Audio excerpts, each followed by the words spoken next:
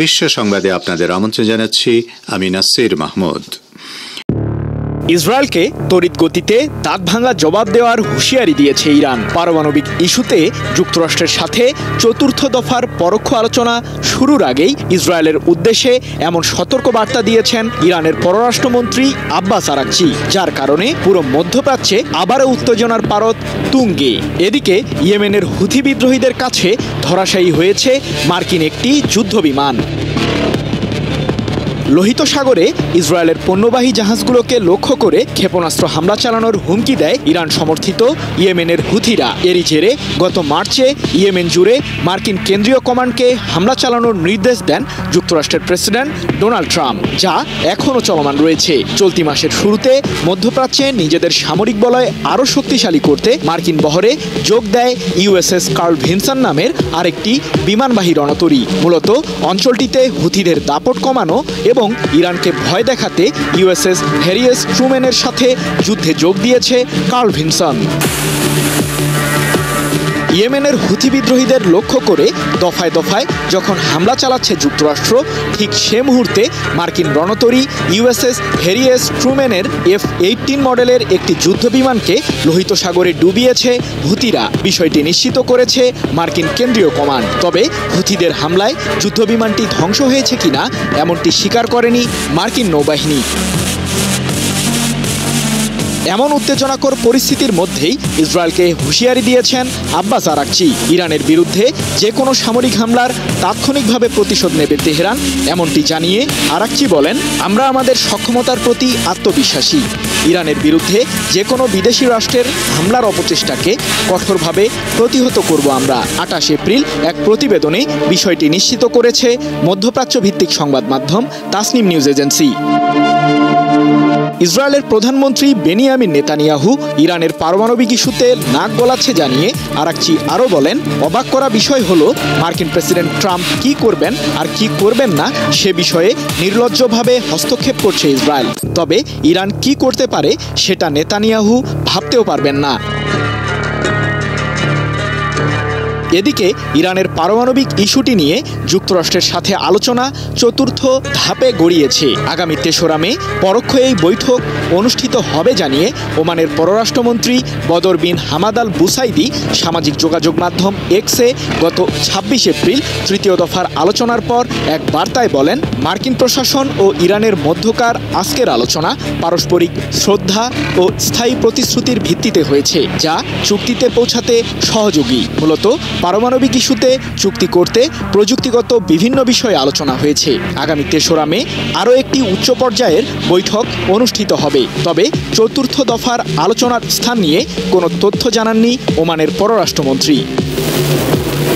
Iran ও যুক্তরাষ্ট্রের মাঝে পরোক্ষ এই আলোচনায় প্রথম দিক থেকেই মধ্যস্থতাকারীর ভূমিকা পালন করে আসছেন ওমানের পররাষ্ট্রমন্ত্রী বুসাইদি। এর আগে মার্কিন প্রশাসনের সাথে ইরান পারমাণবিক ইস্যুটি নিয়ে সমঝোতায় না আসলে তেহরান জুড়ে বোমা হামলা চালানোর হুমকি দেন প্রেসিডেন্ট ট্রাম্প। এরপরই পরোক্ষ আলোচনার দুয়ার উন্মোচিত হয়। সৃজন মাহমুদ, নিউজ 24।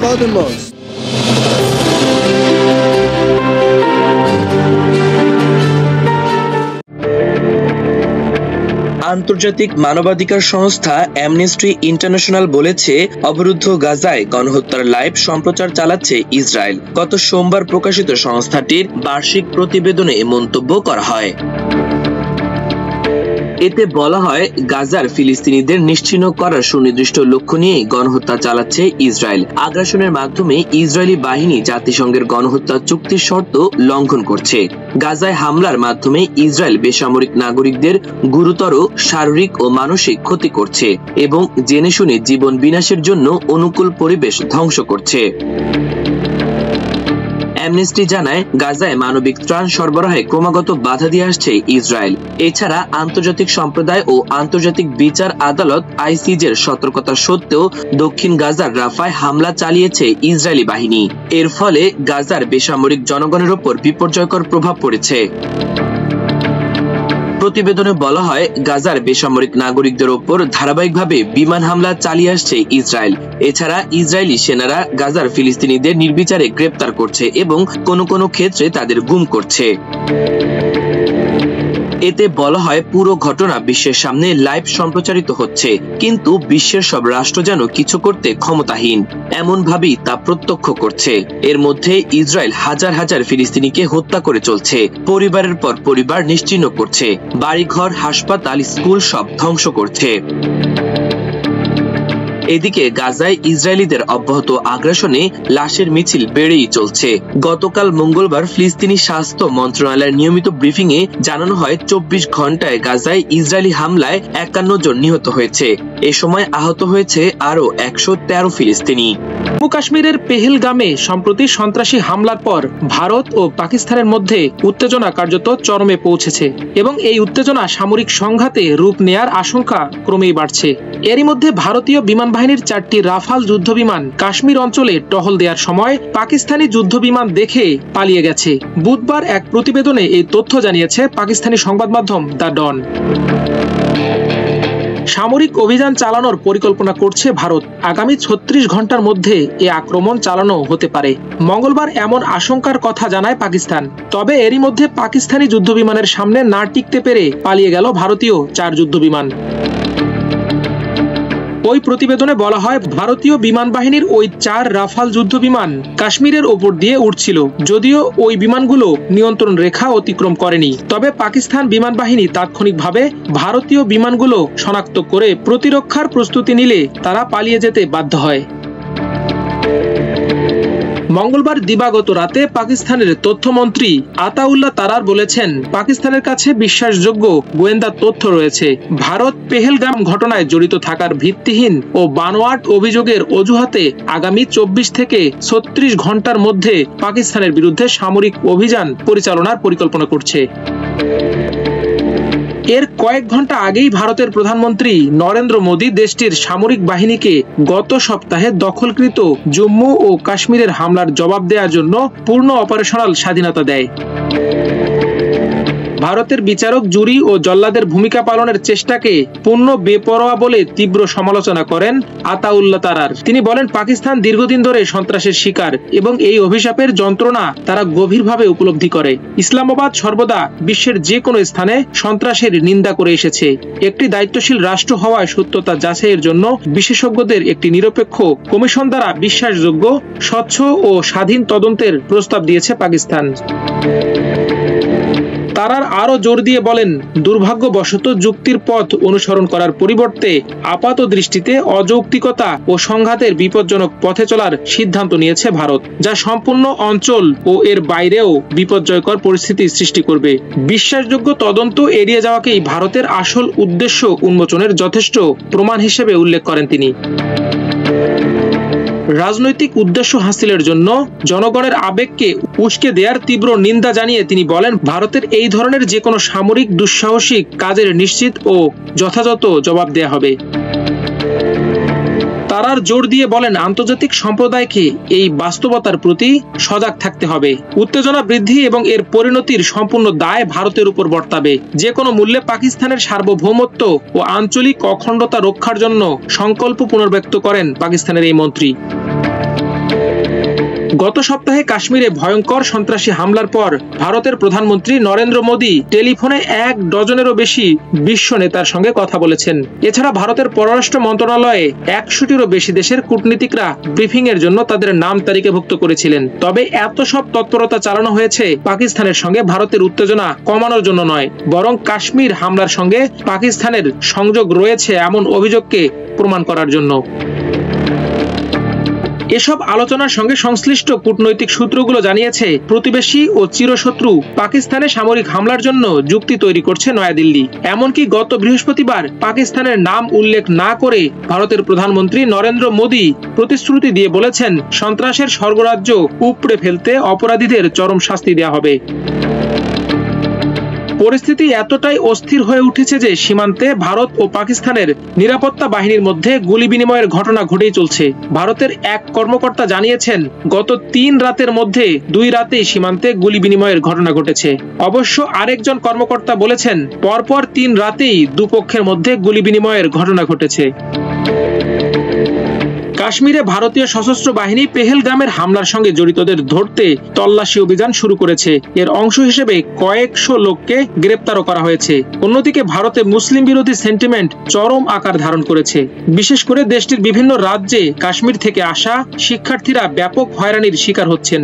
অনেক শিক্ষার্থী জীবন নিয়ে কোনো রকমে বাড়ি ফিরে গেছেন। ভারতের পররাষ্ট্র মন্ত্রণালয় কূটনীতিকদের পরিস্থিতি ব্যাখ্যা করতে গিয়ে বলেছে, সন্ত্রাসী সংগঠনগুলোকে সমর্থন দিচ্ছে পাকিস্তান এবং ভারতের মাটিতে হামলার পেছনে তাদের ইন্ধন রয়েছে। ভারতের কর্মকর্তারা বলছেন তাদের তদন্ত চলমান রয়েছে এবং এক্ষেত্রে বক্তব্যের পেছনে অল্প কিছু প্রমাণও তারা তুলে ধরে। তবে পেহেলগামের হামলায় যে ২৬ বেসামরিক নাগরিক নিহত হয় সেটির পক্ষে ভারত কোনো শক্ত সাক্ষ্য প্রমাণ পেশ করতে পারেনি। পারমাণবিক অস্ত্রধারী দেশ দুটোর মধ্যে তৈরি হওয়া উত্তেজনা আরো বেড়ে যায় কিনা সেটি এখন দুশ্চিন্তার বিষয়।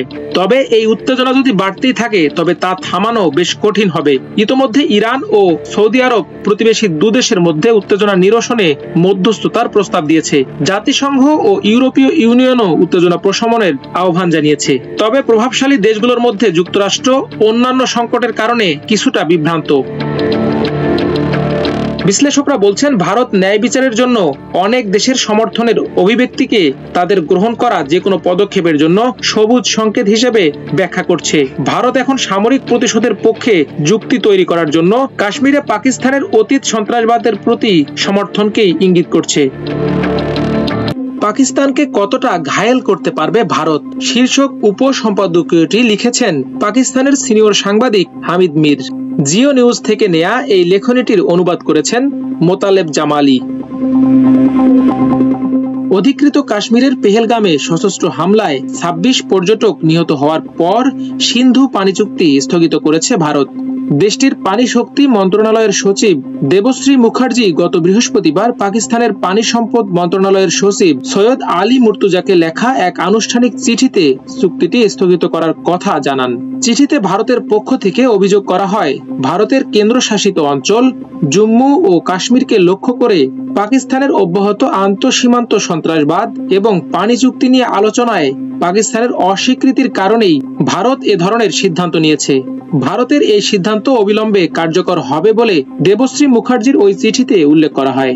চুক্তির ৬৫ বছরের ইতিহাসে এই প্রথম স্বাক্ষরকারী এক পক্ষ এমন চরম পদক্ষেপ নিল। সিন্ধু পানি চুক্তি স্থগিত করার ভারতের ঘোষণাকে দৃঢ়ভাবে প্রত্যাখ্যান করেছে পাকিস্তান।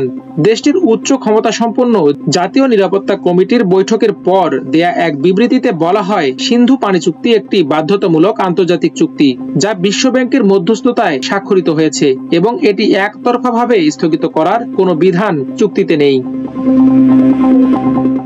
এই চুক্তির মাধ্যমে ভারত সিন্ধু অববাহিকার ৩টি পূর্বাঞ্চলীয় নদী এবং পাকিস্তান অববাহিকার ৩টি পশ্চিমাঞ্চলীয় নদী নিয়ন্ত্রণের অধিকার পায়।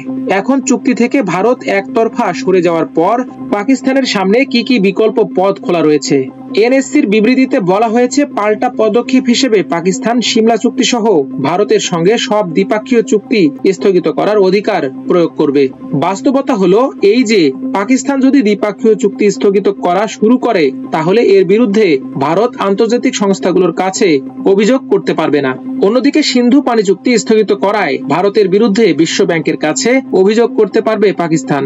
প্রথমত এটা অবশ্যই বুঝতে হবে, সিন্ধু পানি চুক্তিকে এড়িয়ে চলার ভারতের চেষ্টা এটাই প্রথম নয়। ভারতের তৎকালীন প্রধানমন্ত্রী জওহরলাল নেহেরু এবং পাকিস্তানের শাসক জেনারেল আইয়ুব খানের মধ্যে ১৯৬০ সালে করাচিতে এই চুক্তি স্বাক্ষরিত হয়েছিল। ১৯৬৫ সালে পাক ভারত যুদ্ধের সময়ও এই চুক্তি টিকেছিল। ১৯৭০ সালে ভারত অধিকৃত জম্মু কাশ্মীরের রিয়াসি জেলায় চেনাব নদীর ওপর সালাল বাঁধ নির্মাণ করে চুক্তি লঙ্ঘন করে, কিন্তু তারপরও ১৯৭১ সালে দুই দেশের মধ্যে যুদ্ধের সময়ও টিকেছিল এই চুক্তি। জুলফিকার আলী ভুট্টো পাকিস্তানের প্রধানমন্ত্রী হওয়ার পর তার সরকার সালাল বাঁধ নির্মাণের বিরুদ্ধে বিশ্ব ব্যাংকে অভিযোগ জানায়। ফলে ভারত বাঁধটির নকশা পরিবর্তনে বাধ্য হয়। এরপর ১৯৭৮ সালে সালাল বাঁধ নিয়ে সামরিক শাসক জেনারেল জিয়াউল হকের সরকারের সঙ্গে ভারত একটি দ্বিপাক্ষীয় চুক্তি করে। এ চুক্তির ফলে ভারত বাঁধের স্পিলওয়ে গেটের উচ্চতা ৪০ ফুট থেকে কমিয়ে ৩০ ফুটে নামিয়ে আনতে বাধ্য হয়। একই সঙ্গে ভারত এই চুক্তিকে দ্বিপাক্ষীয় সম্পর্ক উন্নয়নের সাফল্য হিসেবে ঘোষণা করে। কিন্তু ভারতের পানি বিশ্লেষকরা সিন্ধু পানি চুক্তিকে ঝিলাম, চেনাব ও সিন্ধু নদীর পানি নিজেদের দিকে ঘুরিয়ে নেয়ার পরিকল্পনায় বড় বাধা বলে মনে করতেন। 2001 সালে ভারতের পার্লামেন্ট ভবনে হামলার পর দেশটি পাকিস্তানের সঙ্গে সিন্ধু চুক্তি স্থগিতের হুমকি দিয়েছিল। পারিপার্শ্বিক তথ্য প্রমাণ থেকে এটি স্পষ্ট, সন্ত্রাসবাদের অজুহাত তুলে বারবার চুক্তিটি স্থগিত করার চেষ্টা করেছে ভারত। বস্তুতপক্ষে ঝিলাম ও চেনাব নদীর ওপর আরো বেশি বাঁধ নির্মাণ করাই ছিল ভারতের লক্ষ্য। ভারত 2007 সালে অধিকৃত কাশ্মীর উপত্যকার বান্দিপুরার উত্তরে ঝিলাম নদীর ওপর কিষানগঙ্গা বাঁধ নির্মাণ শুরু করে। ভারতের এই উদ্যোগের বিরুদ্ধে পাকিস্তান বিশ্ব ব্যাংকে অভিযোগ করলে প্রকল্প স্থগিত করতে বাধ্য হয় ভারত। এরপর বিষয়টি সালিসি আদালতে পাঠানো হয়, যা এখনো বিচারাধীন। 2013 সালে ভারত আবার কাশ্মীরের কিশুয়ার জেলায় চেনাব নদীর ওপর রাতল বাঁধ নির্মাণ শুরু করে।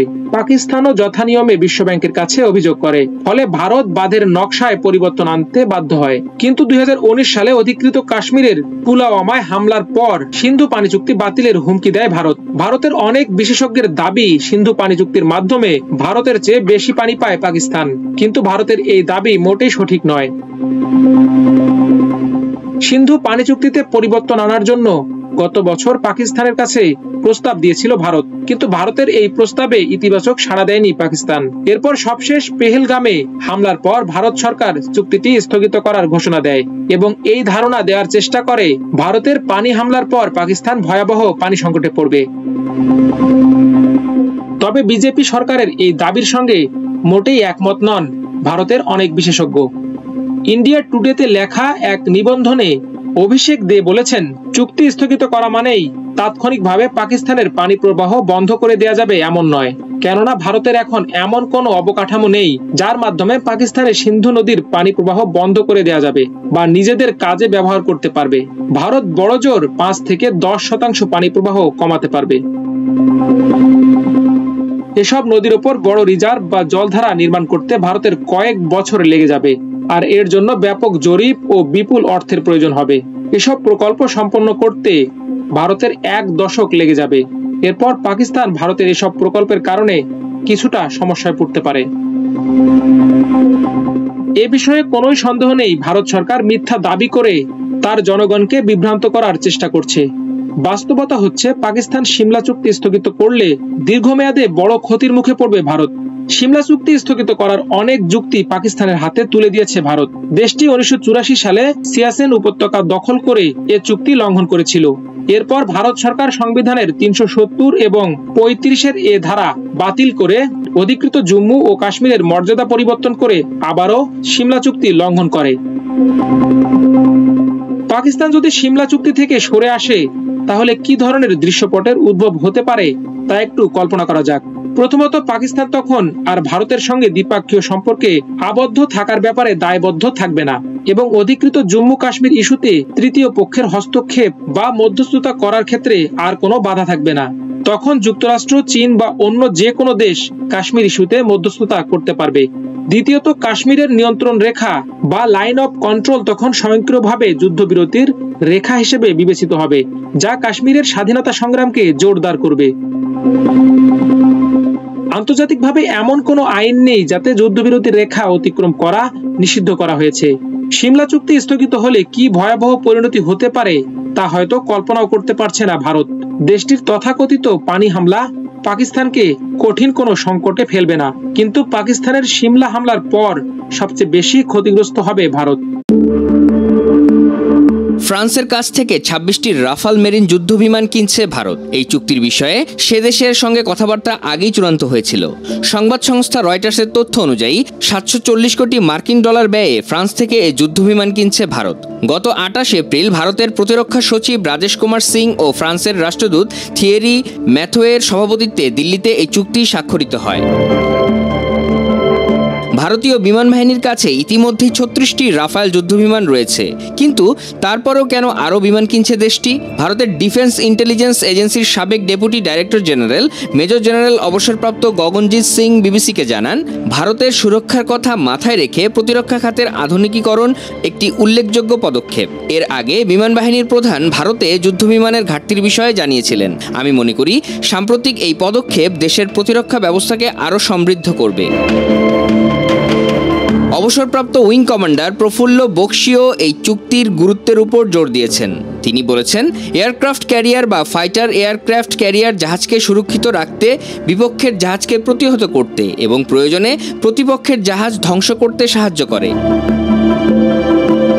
সিনিয়র সাংবাদিক ও প্রতিরক্ষা বিশেষজ্ঞ মনোজ যোশীর কথায়, বিমান বাহিনী এবং নৌবাহিনীর কাছে একই ধরনের যুদ্ধবিমান থাকার ফলে তাদের মধ্যে সমন্বয় বাড়বে। এই যুদ্ধবিমানগুলোর রক্ষণাবেক্ষণ ও পরিচালনার ক্ষেত্রেও সুবিধা হবে। সাম্প্রতিক এই চুক্তি চীন ও পাকিস্তানকে মোকাবিলা করতে সাহায্য করবে কিনা জানতে চাইলে মনোজ যোশী বিবিসিকে বলেন, আমার মনে হয় পাকিস্তানকে মোকাবিলা করার ক্ষেত্রে এই যুদ্ধবিমান বেশি কার্যকরী হবে। আর প্রফুল্ল বক্সির মতে, চীনকে মোকাবিলা করতে অবশ্যই এই চুক্তি অত্যন্ত গুরুত্বপূর্ণ। শুধু তাই নয়, বর্তমান আবহে পাকিস্তান এবং বাংলাদেশের সঙ্গে চীনের যে সম্পর্ক তৈরি হয়েছে, সেই সমীকরণের দিক থেকেও এই চুক্তি উল্লেখযোগ্য। South Asian politics and conflict স্টাডিজের গবেষক এবং Manav Rachna international institute of research and স্টাডিজের সহকারী অধ্যাপক উপমন্যু বসুর মতে, এই চুক্তির পেছনে ভারতের দীর্ঘমেয়াদী চিন্তাভাবনা রয়েছে। তিনি বলেন, ইন্দো প্যাসিফিক অঞ্চলে চীনের উপস্থিতির বিষয়ে ভারত অনেক আগে থেকেই সতর্ক ছিল। তা মাথায় রেখেই কিন্তু নৌবাহিনীর প্রতিরক্ষা ব্যবস্থাকে মজবুত করতে কাজ করছে ভারত। এখানে পাকিস্তান কিন্তু সরাসরি ঝুঁকি নয়, বরং বড় ঝুঁকি হলো চীন।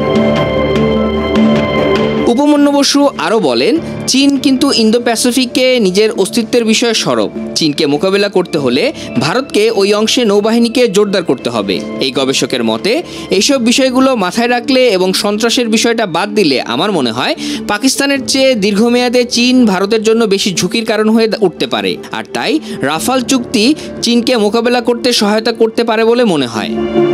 ভারত নিয়ন্ত্রিত কাশ্মীরের পেহেলগাঁওয়ে গত 22 এপ্রিল পর্যটকদের উপর ভয়াবহ হামলার পর ভারত ও পাকিস্তানের মধ্যে উত্তেজনা তুঙ্গে উঠেছে। ওই হামলায় অন্তত 26 জন নিহত হন।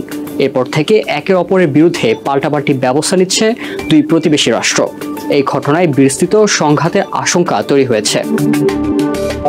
ভারতের নেওয়া পদক্ষেপের জবাবে একাধিক পাল্টা পদক্ষেপের ঘোষণা দিয়েছে পাকিস্তানের শীর্ষ নিরাপত্তা কমিটি।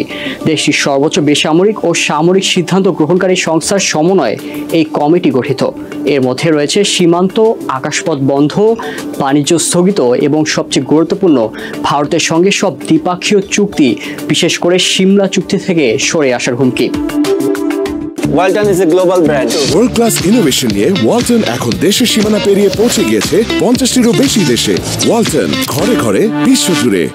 এর আগে ভারতের প্রধানমন্ত্রী নরেন্দ্র মোদীর নেতৃত্বে অনুষ্ঠিত মন্ত্রিসভার বৈঠকের পর দেশটি 60 বছরের পুরনো সিন্ধু পানি চুক্তি স্থগিত করার ঘোষণা দেয়। এটি এমন একটি গুরুত্বপূর্ণ চুক্তি যা উভয় দেশের জন্য অত্যাবশ্যকীয় সিন্ধু পানির ব্যবস্থাপনা নির্ধারণ করে। একই সঙ্গে ভারত পাকিস্তান সীমান্ত বন্ধ, বাণিজ্য স্থগিত, পাকিস্তানি নাগরিকদের ভিসা বাতিল এবং ভারতে নিযুক্ত পাকিস্তানি কূটনৈতিকদের সংখ্যা কমানোর সিদ্ধান্ত নেয় ভারত।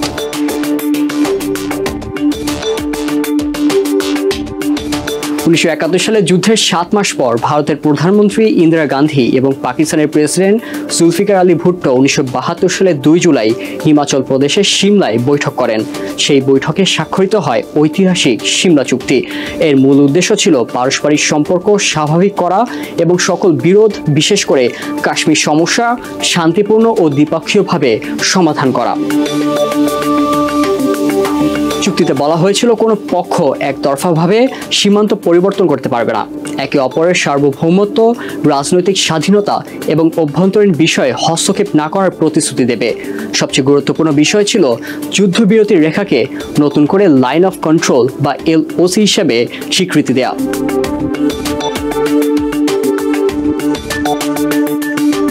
পাকিস্তানের সাবেক আইনি উপদেষ্টা আহমেদ বিলাল সুফি বলেন, সিমলা চুক্তি দুই দেশের সম্পর্কের জন্য একটি অস্থায়ী কিন্তু গুরুত্বপূর্ণ কাঠামো। এটি বাতিল করতে হলে পাকিস্তানকে গভীরভাবে বিবেচনা করতে হবে, কারণ এর কূটনৈতিক ও সামরিক প্রভাব সুদূর প্রসারী হতে পারে। আন্তর্জাতিক আইন বিশেষজ্ঞ মোহাম্মদ মুশতাক আহমেদের মতে ভারত দীর্ঘদিন ধরেই বলে আসছে সিমলা চুক্তির মাধ্যমে কাশ্মীর ইস্যু আন্তর্জাতিক না হয়ে কেবল দ্বিপক্ষীয় পর্যায়ে সীমাবদ্ধ হয়েছে, কিন্তু পাকিস্তান বলছে চুক্তিটি আসলে জাতিসংঘের প্রস্তাবগুলোকেই পুনর্ব্যক্ত করেছে। 2019 সালে ভারত কাশ্মীরের বিশেষ মর্যাদা বাতিল করলে পাকিস্তান তা সিমলা চুক্তির লঙ্ঘন বলে অভিযোগ তোলে। পাকিস্তান এই চুক্তি দেখিয়ে এখন চুক্তি স্থগিত করার কথা বলছে। ভিয়েনা কনভেনশনের অনুযায়ী যদি কোনো পক্ষ চুক্তি লঙ্ঘন করে তবে অপর পক্ষ তা বাতিল করার অধিকার রাখে। পাকিস্তান এই চুক্তির সদস্য হলেও ভারত নয়। ভারতের প্রতিরক্ষা বিশ্লেষক অজয় শুক্লার মতে যদি কোনো এক বা উভয় দেশ সিমলা চুক্তি থেকে সরে আসে তাহলে তা ওপেন সিজন বা এলওসিতে সংঘর্ষের জন্য উন্মুক্ত অবস্থা তৈরি করতে পারে। তখন আর কোনো চুক্তি দুই পক্ষকে যুদ্ধ থেকে বিরত রাখবে না।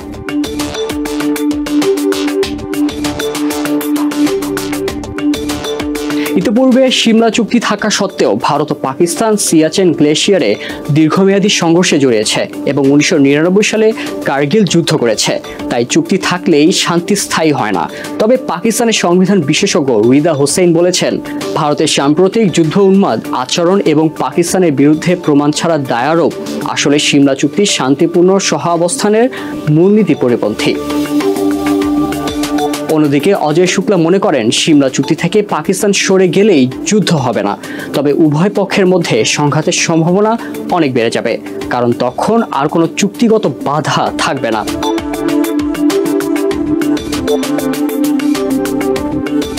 অন্য সব প্রতিক্রিয়ামূলক পদক্ষেপ দ্রুত বাস্তবায়ন করলেও সিমলা চুক্তি বাতিলের হুমকি এখন পর্যন্ত বাস্তবায়ন করেনি পাকিস্তান।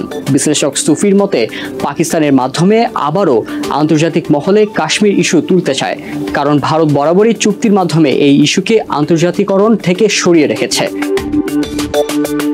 বিশ্লেষক শুক্লার মতে সিমলা চুক্তি বাতিল হলে উভয় পক্ষই নিজেদের স্বার্থে এলওসিতে কৌশলগতভাবে অবস্থান নিতে পারে, যা এখন চুক্তির কারণে সম্ভব নয়। এছাড়াও ভারত চুক্তিতে কিছুটা বাধাগ্রস্ত বোধ করে, কারণ তারা মনে করে পাকিস্তান শাসিত কাশ্মীর তাদের অংশ। মোদী সরকারের অধীনে এই অঞ্চল পূর্ণ দখলের দাবিও জোরালোভাবে উঠেছে। বিশ্লেষক আহমেদের মতে সিন্ধু পানি চুক্তি স্থগিত করাও আন্তর্জাতিক আইনের চোখে আক্রমণাত্মক কাজ হিসেবে বিবেচিত হতে পারে, যা পাকিস্তানকে আত্মরক্ষামূলক পদক্ষেপ নিতে উৎসাহিত করতে পারে। সব মিলিয়ে সিমলা চুক্তি থেকে সরিয়ে আসার হুমকি শুধু প্রতিক্রিয়া নয়, বরং ভারতকে সতর্ক বার্তা দিতেই পাকিস্তানের কৌশলগত সিদ্ধান্ত বলছেন বিশ্লেষকরা। যুদ্ধ প্রস্তুতি অনেক সময় যুদ্ধের দিকে নিয়ে যায়, কাজে যুদ্ধ প্রস্তুতি সম্বন্ধেও একটা ঘোরতর আপত্তি। কিন্তু এমন বিশ্বে আমরা বাস করি প্রতিনিয়ত যুদ্ধের হুমকি আমাদের ঘিরে থাকে। তো সেখানে প্রস্তুতি না নিয়ে থাকা এটা অসম্ভব হয়ে পড়ে। এখন আমরা যখন কথা বলছি তখন আমাদেরই কাছে ভারত পাকিস্তান যুদ্ধ হই হই অবস্থার মধ্যে রয়ে গেছে। সকালের খবরে দেখলাম হয়তো গুজব আজকেই শুরু হয়ে যাবে যুদ্ধ। এরকম পরিস্থিতিতে আমরা বাস করি। তো কাজেই এই পরিস্থিতির মধ্যে প্রস্তুতি না নেওয়াটা আত্মঘাতী, এবং প্রস্তুতি নিতে হলে আধা আধি প্রস্তুতির কোনো জায়গা নেই। এটা এমন এক পরিস্থিতি জয়ই তার একমাত্র অপশন। পরাজয় এখানে কোনো অপশন হতে পারে না। কাজে আমাদের যে প্রস্তুতি, সেই প্রস্তুতি কত উচ্চ পর্যায়ে আমরা নিতে পারি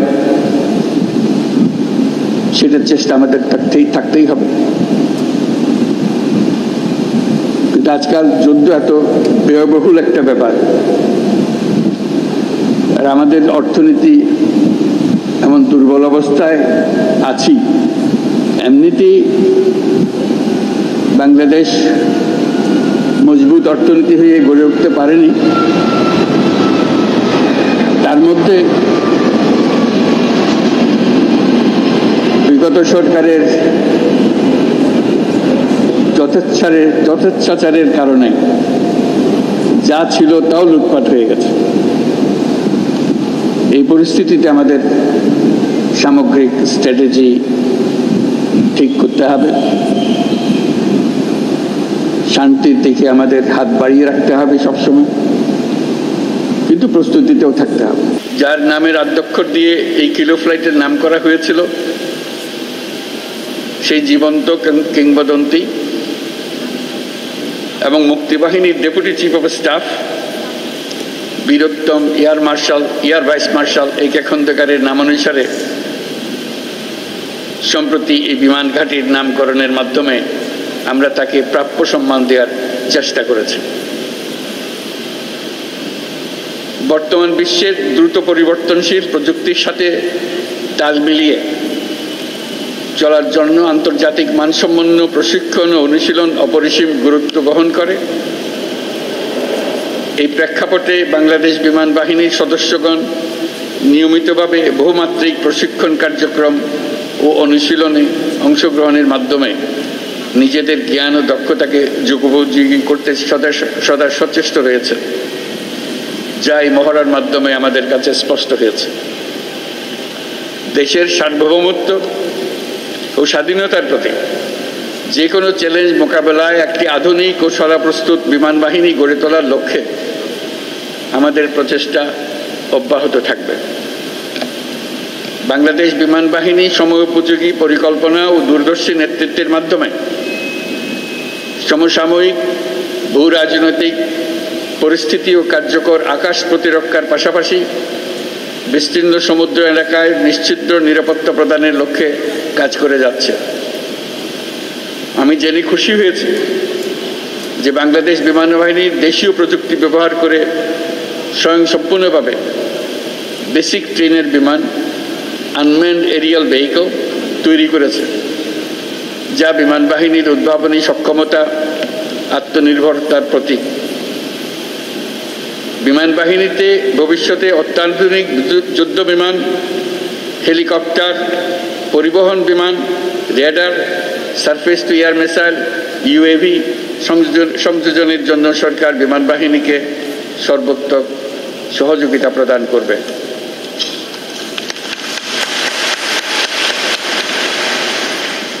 আজকের এই অনুশীলন বাংলাদেশ বিমান বাহিনীর আত্মবিশ্বাস, প্রস্তুতি এবং অর্পিত দায়িত্ববোধের বাস্তব রূপায়ণ। এই জন্য আমি আবারও আপনাদেরকে ধন্যবাদ জানাচ্ছি। এছাড়াও আমি বর্তমানে দেশের বিমানবন্দর সমূহের সুষ্ঠু পরিচালনা ও নিরাপত্তার দায়িত্বে নিয়োজিত বিমান বাহিনীর সদস্যদের ধন্যবাদ জানাচ্ছি। পরিশেষে আমি বিমান বাহিনীর সকল সদস্যদের প্রতি যুগোপযোগী ক্ষমতা অর্জন, দক্ষতা অর্জন এবং পেশাগত কারিগরি সক্ষমতা বৃদ্ধির প্রতি অব্যাহত মনোযোগ বজায় রাখার আহ্বান জানাচ্ছি। ভারত পাকিস্তান পাল্টাপাল্টি হুমকিতে পরিস্থিতি এতটাই উত্তপ্ত যেন অগ্নিস্ফুলিঙ্গের অপেক্ষায় বারুদের মজুদ। কোনো এক পক্ষের সামান্য ভুলে যে কোনো মুহূর্তে ঘটতে পারে ভয়াবহ অঘটন। সহিংসতা শুধু ভারত পাকিস্তান নয়, ছড়িয়ে পড়তে পারে বাংলাদেশের মতো প্রতিবেশী দেশগুলোতে। দূর অতীত নয়, নিকট অতীতের অভিজ্ঞতা বলছে অবধারিতভাবে যুদ্ধের ভয়াবহ মাসুল দেবে নিরপরাধ নিরস্ত্র সাধারণ মানুষ। এমন পরিস্থিতিতে ভারত আর পাকিস্তানের সশস্ত্র বাহিনী রণপ্রস্তুতির তোড়জোড়ের মধ্যে তথ্যবোমা ফাটালেন পাকিস্তানের তথ্যমন্ত্রী আতাউল্লাহ তারার। আসলেই কি শিগগিরই যুদ্ধে জড়াতে যাচ্ছে দক্ষিণ এশিয়ার দুই পরাশক্তি? India intends carrying out military action against Pakistan. Bharat আগামী 24 থেকে 36 ঘন্টার মধ্যে পাকিস্তানে হামলা চালানোর পরিকল্পনা করছে এমন বিশ্বাসযোগ্য গোয়েন্দা তথ্য আমাদের হাতে আছে। ভারতের এই ধরনের যে কোনো সামরিক অভিযানের জবাব নিশ্চিতভাবে দৃঢ়তার সঙ্গে দেওয়া হবে। Of judge, jury and executioner in the region. Ataullah তারার বলেছেন, আন্তর্জাতিক সহায়তায় স্বচ্ছ তদন্তের সুযোগ থাকলেও পেহেলগাঁওয়ে হামলার ঘটনাকে পাকিস্তান বিরোধী অপপ্রচারের অস্ত্র হিসেবে ব্যবহার করছে ভারত। তার দাবি, গায়ের জোরে ভারত বিচারক, সাক্ষী আর শাস্তি বাস্তবায়নকারীর সব ভূমিকা একাই পালন করছে। পাকিস্তানের তথ্যমন্ত্রী 29 এপ্রিল রাতে টেলিভিশনে এই বক্তব্য দেওয়ার দিনই সামরিক বাহিনীর সর্বোচ্চ কর্মকর্তাদের নিয়ে জাতীয় নিরাপত্তা কমিটির বৈঠক করেছেন ভারতের প্রধানমন্ত্রী নরেন্দ্র মোদী। পাকিস্তানের বিরুদ্ধে সামরিক পদক্ষেপের অনুমোদন দিয়ে যুদ্ধের দামামা বাজিয়ে দিয়েছেন তিনি। হামলার সময় ও লক্ষ্যবস্তু নির্ধারণে সেনাবাহিনীকে দিয়েছেন সর্বোচ্চ স্বাধীনতা। ভারত ইট ছুঁড়লে পাথর দিয়ে জবাব দেয়া হবে বলে হুঁশিয়ার করেছেন পাকিস্তানের উপপ্রধানমন্ত্রী ও পররাষ্ট্রমন্ত্রী ইসাক দার। সিনেটের অধিবেশনে বক্তব্য দেওয়ার সময় তিনি ভারতকে হুঁশিয়ার করে বলেছেন, চীন ও তুরস্ক পাকিস্তানের সাথে আছে। পাকিস্তানের ভেতরে সন্ত্রাসবাদে মদদের অভিযোগ উঠেছে ভারতের বিরুদ্ধে। মিথ্যা ভিত্তি দাঁড় করিয়ে ফ্ল্যাগ অপারেশনের অপচেষ্টার বিরুদ্ধে কঠোর হুঁশিয়ারি দিয়েছেন পাকিস্তানের সেনাবাহিনীর media wing inter services public relations ISPR এর মহাপরিচালক লেফটেন্যান্ট জেনারেল আহমেদ শরীফ চৌধুরী। উত্তেজনাকর পরিস্থিতিতে সীমান্তের নিয়ন্ত্রণ রেখায় ভারতের আরেকটি ড্রোন ভূপাতিত করার দাবি করেছে পাকিস্তান সেনাবাহিনী। সাতওয়াল সেক্টরে ভূপাতিত করা ড্রোনটি ফ্যান্টম 4 মডেলের। অবশ্য আন্তর্জাতিক বিশ্লেষকরা মনে করছেন বড় আকারে যুদ্ধের আশঙ্কা নেই। India seems determined to initiate a war, but যুদ্ধ বাঁধাতে দৃঢ় প্রত্যয়ী মনে হলেও এই মুহূর্তে বড় আকারের যুদ্ধ বাঁধাবে না ভারত। দুই দেশেই পারমাণবিক শক্তিধর হওয়ায় যুদ্ধ বাঁধতে সীমিত গণ্ডিতেই থাকবে। নিশ্চিতভাবে সীমান্তে আন্তর্জাতিক আইন ব্যাপকভাবে লঙ্ঘিত হবে। ভারত আগ্রাসন চালালে হুমকিতে পড়বে দক্ষিণ এশিয়ার স্থিতিশীলতা, তৈরি হবে গুরুতর মানবিক সংকট। Definitely border skirmishes and এমন অবস্থায় ভারত ও পাকিস্তানকে উত্তেজনা সংবরণ করে বৃহত্তর স্বার্থে শান্তিপূর্ণভাবে সংকট সমাধানের আহ্বান জানিয়েছে মার্কিন পররাষ্ট্র দপ্তর। অন্যান্য দেশকেও সংকট সমাধানে এগিয়ে আসার আহ্বান জানানো হয়েছে। মুখপাত্র ট্যামি ব্রুস বলেছেন, পরিস্থিতির উপর নিয়মিত নজর রাখছে ওয়াশিংটন। জাতিসংঘ মহাসচিব আন্তোনিও গুতেরেসের মুখপাত্র স্টিফেন দুজারিক বলেছেন, উত্তেজক পরিস্থিতি শান্ত করার চেষ্টা চলছে। এজন্য পাকিস্তানের প্রধানমন্ত্রী শাহবাজ শরীফ আর ভারতের পররাষ্ট্রমন্ত্রী এস জয়শঙ্করের সাথে ফোনালাপ করেছেন গুতেরেস।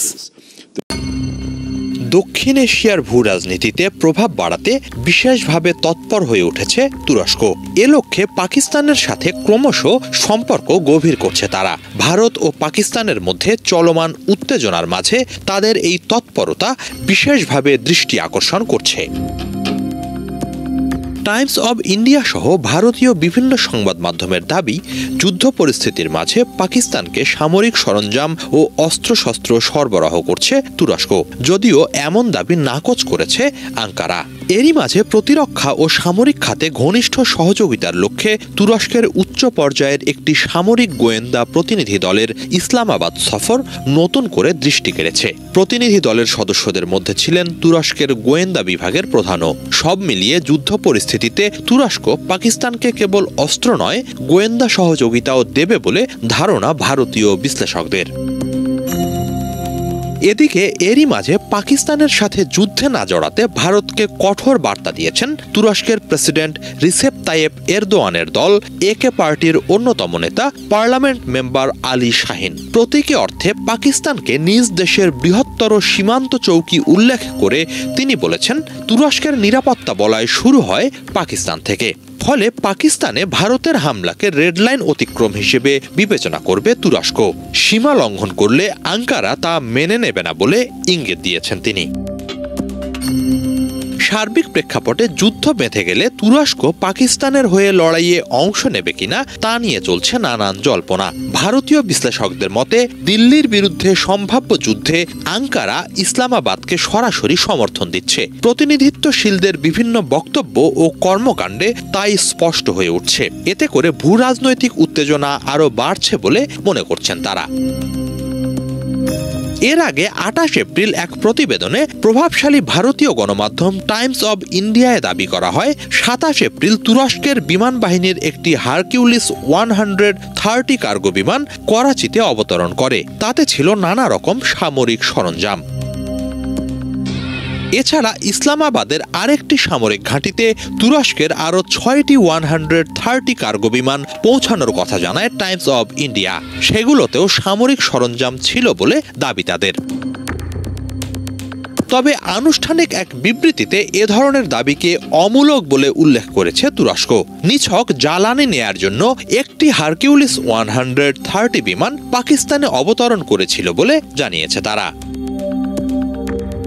এদিকে ভারত ও পাকিস্তানের মাঝে চলমান উত্তেজনা নিয়ে মুখ খুলেছেন তুর্কি প্রেসিডেন্ট রিসেপ তাইয়েপ এরদোয়ান। তুরস্ক বরাবরের মতোই পাকিস্তানি জনগণের প্রতি সহানুভূতিশীল। তার দেশ পাকিস্তানের সাথে প্রতিরক্ষা, সামরিক সহ বিভিন্ন খাতে সম্পর্ক উন্নয়নে আগ্রহী। তবে বৈশ্বিক ও আঞ্চলিক শান্তির প্রশ্নে কোথাও নতুন করে কোনো সংঘাত জন্ম নিক আঙ্কারা তা চায় না বলে জানিয়েছেন তিনি। সে জায়গা থেকে ভারত ও পাকিস্তান চলমান উত্তেজনা কমিয়ে সংযত আচরণ করবে, এটি প্রত্যাশা তার। এ ব্যাপারে তুরস্ক ভূমিকা রাখতে আগ্রহী বলেও জানান এরদোয়ান। সর্বাত্মক যুদ্ধের একেবারে দ্বার প্রান্তে ভারত পাকিস্তান। দুই দেশের মধ্যে উত্তেজনার পারদ চূড়ায় গিয়ে ঠেকেছে। এই পরিস্থিতিতে যুদ্ধ প্রস্তুতির অংশ হিসেবে কাশ্মীর ঘেঁষা গিলগিত বালতিস্তানে অত্যাধুনিক সব যুদ্ধ বিমান মোতায়েন করেছে পাকিস্তান। ভারতীয় ও পাকিস্তানি বিভিন্ন গণমাধ্যম বলছে গিলগিত বালতিস্তানের স্কারদু আন্তর্জাতিক বিমানবন্দরে F-16, JF-17 থান্ডার সহ বিভিন্ন মডেলের বিধ্বংসী যুদ্ধ বিমান মোতায়েন করা হয়েছে। বিশ্লেষকরা বলছেন পাকিস্তান অধিকৃত কাশ্মীরের অংশ গিলগিত বালতিস্তানের এই বিমানবন্দরটি কৌশলগত দিক থেকে খুবই গুরুত্বপূর্ণ। ভারতীয় গণমাধ্যমগুলোর তথ্য মতে স্কারদু বিমান ঘাঁটি থেকে ভারত অধিকৃত কাশ্মীরের শ্রীনগরের দূরত্ব মাত্র 155 কিলোমিটার। সেখান থেকে ভারতীয় আকাশসীমায় ঢুকতে পাকিস্তানি যুদ্ধ বিমানগুলোর 5 মিনিটেরও কম সময় লাগবে। স্কারদু বিমান ঘাঁটি পরিচালনায় পাকিস্তান চীনের সাহায্য পায় বলে জানিয়েছে টাইমস অব ইন্ডিয়া। এর আগে নানা সময়ে এ ঘাঁটিতে চীনা বিমানও দেখা গেছে বলে দাবি তাদের।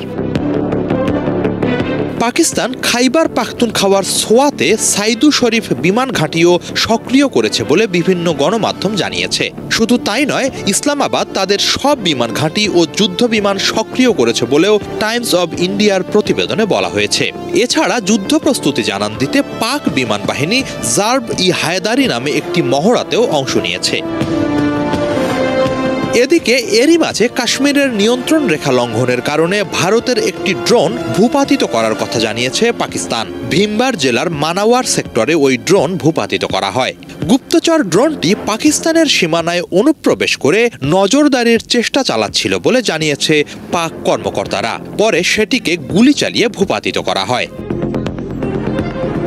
অন্যদিকে কাশ্মীরের পেহেলগামে পর্যটকদের ওপর হামলার ঘটনায় ভারত আদৌ পাকিস্তানে হামলা চালাবে কিনা তা নির্ধারণে আগামী কয়েকদিন খুব গুরুত্বপূর্ণ বলে অভিমত পাকিস্তানের প্রতিরক্ষা মন্ত্রী খাজা মোহাম্মদ আসিফের। রয়টার্সকে দেয়া এক সাক্ষাৎকারে তিনি বলেন, হামলা আসন্ন ধরে নিয়ে সর্বতোভাবে প্রস্তুত পাকিস্তান সেনাবাহিনী। পাকিস্তানের শামা টিভিকে দেয়া এক সাক্ষাৎকারে খাজা আসিফ বলেন, দ্রুতই যুদ্ধ শুরু হতে পারে। এ ব্যাপারে পাকিস্তান সর্বতোভাবে প্রস্তুত। আগামী 1, 2, 3 বা 4 দিনের মধ্যে যুদ্ধ শুরুর আশঙ্কা রয়েছে। অন্যথায় হামলার প্রাথমিক শঙ্কা কেটে যাবে বলে অভিমত তার। রয়টার্সকে দেওয়া সাক্ষাৎকারে খাজা আসিফ আরও বলেন, বাগাড়ম্বর করতে থাকা ভারত আগ বাড়িয়ে যুদ্ধ ডেকে আনতে পারে। সে ব্যাপারে পাকিস্তান সর্বোচ্চ সতর্ক অবস্থায় আছে। পাকিস্তানের অস্তিত্বের ওপর সরাসরি হুমকি এলে ভারতের বিরুদ্ধে পারমাণবিক অস্ত্র ব্যবহার করা হবে বলে হুঁশিয়ারি দিয়েছেন খাজা আসিফ। আপনি কি কখনো একথা ভেবে দেখেছেন আমেরিকা কেন সবসময় যুদ্ধের মধ্যে থাকে? একবার বা দুবার নয়, বরং আমেরিকার ইতিহাসের প্রায় পুরোটা জুড়ে দেশটি যুদ্ধের মধ্যে ছিল। 1776 সাল থেকে আজ পর্যন্ত সময়ের মধ্যে মাত্র 6% সময় আমেরিকা যুদ্ধ করেনি। তার মানে দাঁড়াচ্ছে প্রতি 100 দিনের মধ্যে আমেরিকা 94 দিনই যুদ্ধ করে কাটিয়েছে। এটি কি কোনো দৈব ঘটনা, নাকি এটি দেশটির রাজনীতি ও অর্থনীতিরই অবিচ্ছেদ্য অংশ?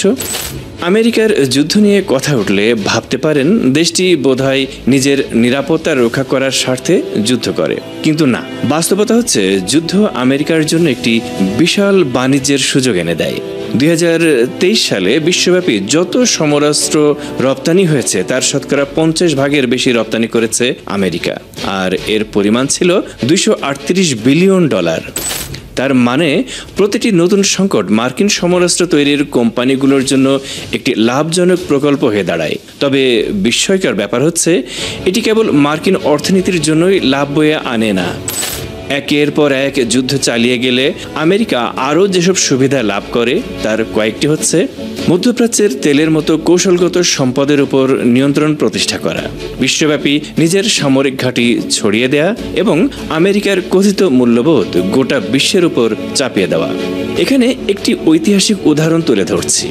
ভিয়েতনাম যুদ্ধে শত শত কোটি ডলার খরচ করে পরাজিত হয় আমেরিকা।